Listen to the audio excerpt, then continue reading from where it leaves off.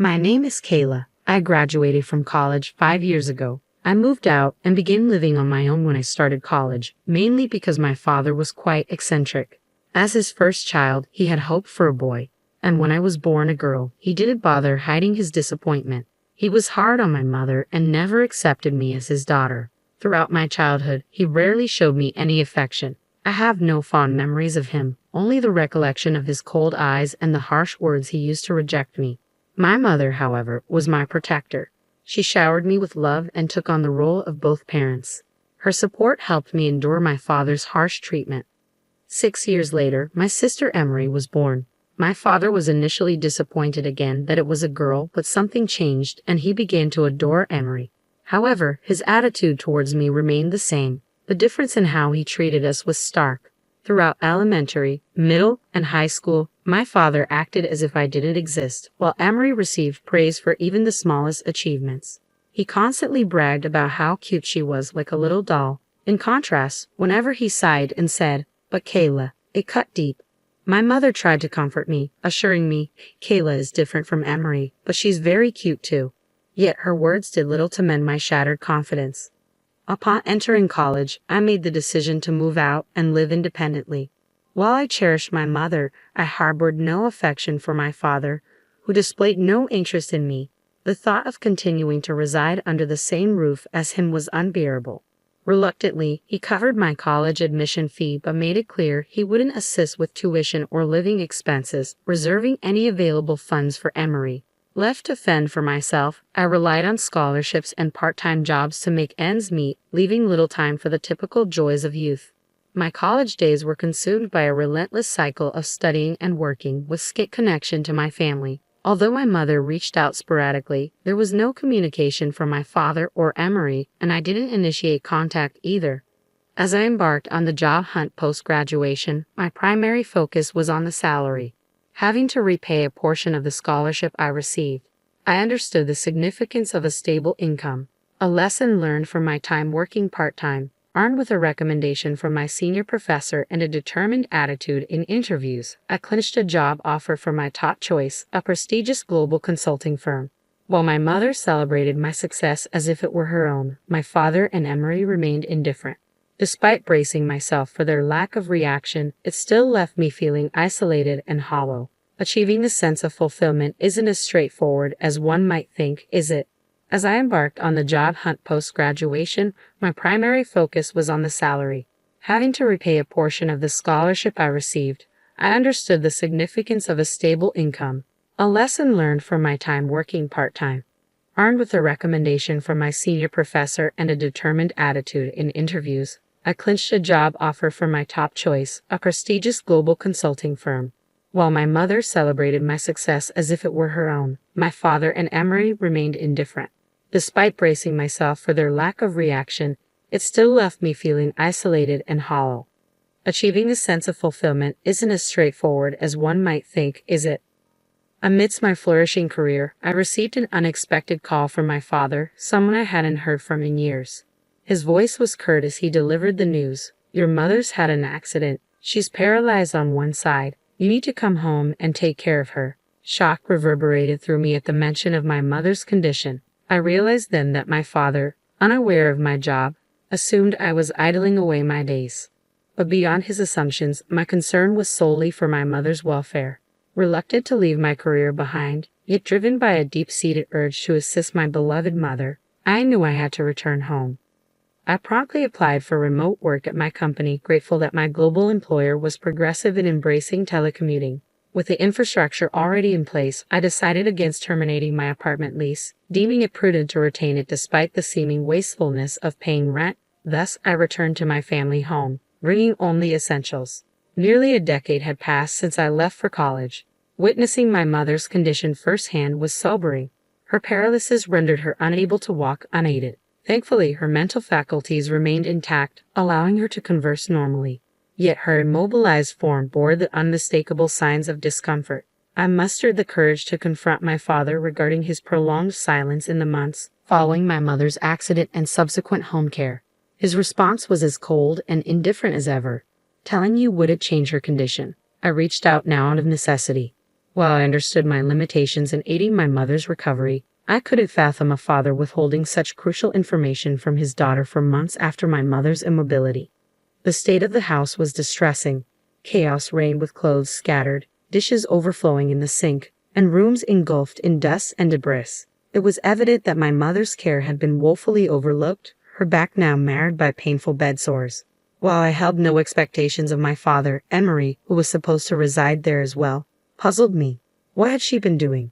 Her response provided clarity. I can't handle household chores, so I couldn't care for Mom either. I feel relieved now that Kayla is back. Emery, indulged throughout her upbringing, had transformed into a self-absorbed individual, incapable of contributing to household tasks. I initiated the cleanup by tackling the rooms, but the extensive mess and grime accumulated over months couldn't be rectified in a day. It consumed nearly a week of diligent effort, during which I juggled caring for my mother alongside. Despite her apologies for burdening me, I tended to her needs with unwavering cheerfulness and energy, holding on to hope for her recovery. As I juggled housework and caregiving responsibilities, neither my father nor Emery lifted a finger to assist. Instead, my father would incessantly criticize, complaining about the food and my caregiving skills. He deemed it appropriate to belittle my efforts, accusing me of slacking off despite my relentless dedication. Emery, on the other hand, saw me as her personal attendant, issuing demands without hesitation. I was relegated to the role of the servant, particularly in my father's eyes, who seemed convinced of my subservient status. I was anything but a NEET. Despite primarily working from home, my days were filled with tile work, household chores, and caring for my mother. Yet in my father's eyes, my presence at home made me seem like a recluse. Despite tile work being my primary mode of work, I still had to make regular trips to the office. Upon returning home, my father would often meet me at the entrance, his accusations ringing with anger. "You're nothing but a shut-in NEET, yet you're out and about. Take better care of the house." His words reverberated through the walls, followed by Emery's derisive remarks from behind him. "Seriously, you're so useless, always out playing around." I felt drained. Every time I stepped out for work, I faced a barrage of insults and sarcasm from both of them. Seeking solace, I often retreated to my maintained apartment, relishing the tranquility before returning home. Maintaining this space proved to be a wise decision.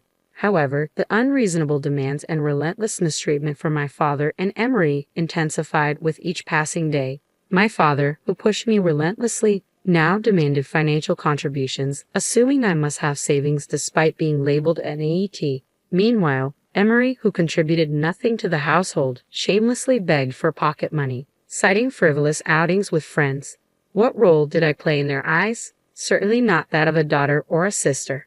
The painful days persisted. On one occasion, Emery erupted in a frenzy, accusing me of misplacing her ring, completely unaware of its whereabouts and uninterested in her belongings due to our differing tastes. I denied any knowledge of it. Injured by my response, she barged into my room, and though I was slow to react, I followed her inside. To my dismay, I overheard her triumphant declaration from within. "Look, here's the ring. Kayla must have stolen it." Emerging from the room, Emery pointed an accusatory finger at me, her voice laced with indignation. I knew for certain that the ring hadn't been in my possession. Emery had orchestrated a trap, a form of retaliation for refusing to provide her with pocket money. Hastening to inform my father, who had just returned home, Emery embellished the tale, painting me as a thief. "Stealing from your own sister. Truly despicable," my father chastised, refusing to entertain my explanations. Emery, seizing the opportunity, added her own disdain, threatening to expel me from the household if not for my mother's care. Thus, I found myself unjustly branded as a thief. During dinner one evening, my father suddenly erupted into a rage, the cause unbeknownst to me. He launched into a tirade, hurling insults my way for my perceived incompetence in household chores and cooking, and for my failure to contribute financially. He dismissed my current work as insufficient, labeling me as nothing more than a shut-in. His anger escalated as he threatened to destroy my plaything. My heart sank as I realized he meant my computer, my indispensable tool for work. Rushing to my room, I intercepted him just as he was about to act, shielding my cherished companion from harm. All the while, Emery observed from the sidelines, a smirk playing on her lips. As my physical and emotional reserves dwindled, my mother peacefully passed away. Despite her gratitude for my care, she suffered witnessing the treatment I endured from my father and Emery. Drained of strength, my heart fractured, leaving me numb to tears. While I mourned, my father and Emery showed no sorrow, viewing her passing as a mere inconvenience. Though our lack of tears united us, our sentiments couldn't be more divergent. After a quiet funeral, my father summoned me to the living room, delivering a cold ultimatum. Your mother's gone, and you're no longer needed. Leave immediately. We have no use for a useless NEET. While I anticipated his callousness, I never imagined it would materialize. Despite my protestations of hard work, he remained resolute. Emery chimed in with her own cruelty, likening me to a parasite, echoing my father's sentiment. Dazed by the onslaught of harsh words, I agreed to renounce my mother's inheritance, realizing her love was the only solace I ever received. I don't want it. I'll renounce it and leave, I replied, preparing to depart immediately. I requested a day's reprieve to gather my belongings and wasted no time in preparations. The following day, my father's terse reminder signaled the moment of departure. Are you ready to leave?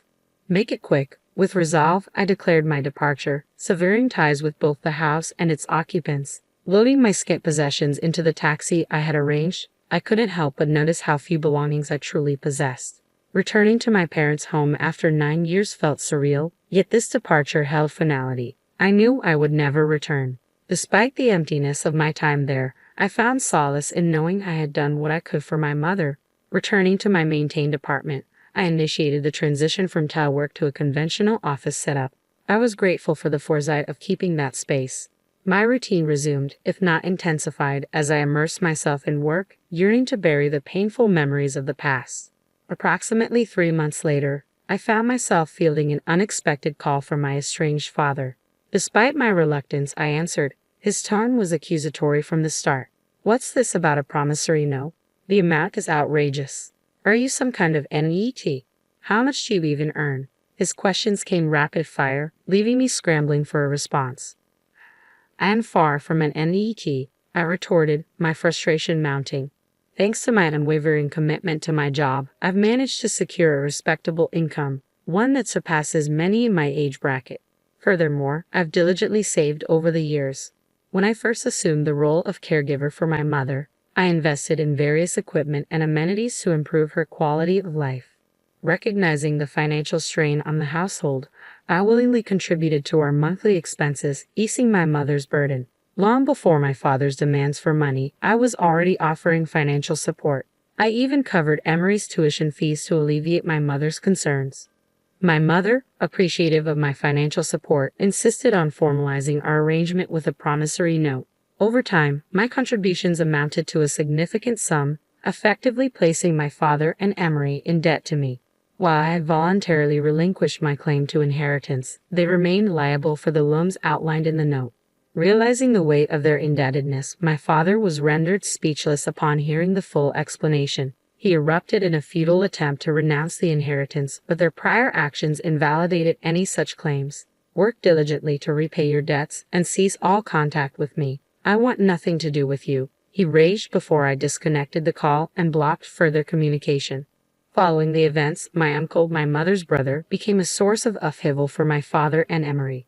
At my mother's funeral, I reconnected with my uncle after a long hiatus and confided in him about our family situation. To everyone's surprise, the family home belonged to my uncle, with my mother as the tenant. Although inheritance granted my father and Emery the right to continue renting, my uncle chose not to renew the lease.